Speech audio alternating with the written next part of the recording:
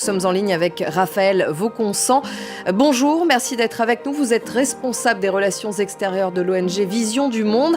Alors l'OMS a exhorté l'Afrique à ne pas laisser le Covid-19 éclipser le paludisme. Quel constat font vos équipes sur place? Sentent-elles que la lutte contre le paludisme est actuellement mise de côté à cause du Covid-19 ?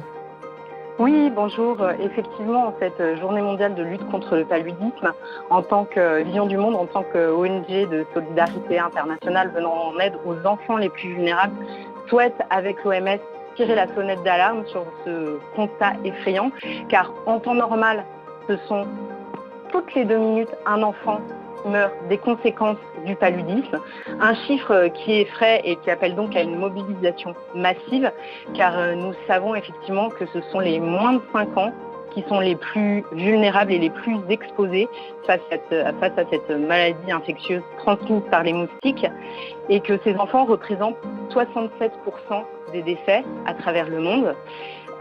Donc en période de pandémie, face à cette crise sanitaire, les données ne sont pas plus rassurantes, car dans son plan global humanitaire, l'ONU a effectivement rappelé que ce sont 30 millions d'enfants qui sont menacés des conséquences indirectes aujourd'hui du Covid-19.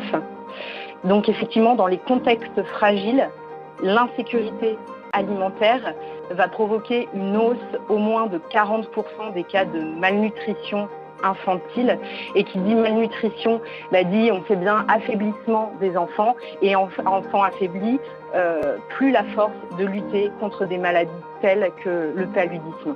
Au quotidien, quelle est l'aide apportée par l'ONG Vision du Monde dans les pays africains dans la lutte contre le paludisme ? Alors, Vision du Monde déploie des programmes de développement à long terme et permet de prévenir l'impact du paludisme dans les zones infectées. Nous distribuons, par exemple, en 2018, nous avons aidé 20 millions d'enfants et de femmes enceintes à se protéger du paludisme en distribuant des moustiquaires imprégnés d'insecticides, mais en renforçant également les disponibilités des centres de santé dans les zones reculées pour permettre une meilleure prise en charge des malades en cas de crise de paludisme. Et surtout, nous mettons en place des plans d'assainissement des sols pour éviter dans les zones à risque les eaux stagnantes et la prolifération des moustiques contaminés. Alors la chloroquine et l'hydroxychloroquine sont des médicaments anti-paludisme utilisés également par certains pour lutter contre le Covid-19.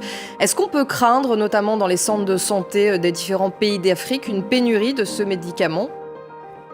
Alors dans les pays d'Afrique, ce sont autant chloroquine que quinine ne sont pas forcément des traitements largement utilisés. Donc ce n'est pas une crainte à avoir. Ce qu'il faut plutôt espérer, c'est qu'un vaccin qui n'est aujourd'hui pas disponible, mais étant donné qu'il y a plusieurs candidats à l'étude pour un vaccin contre le paludisme,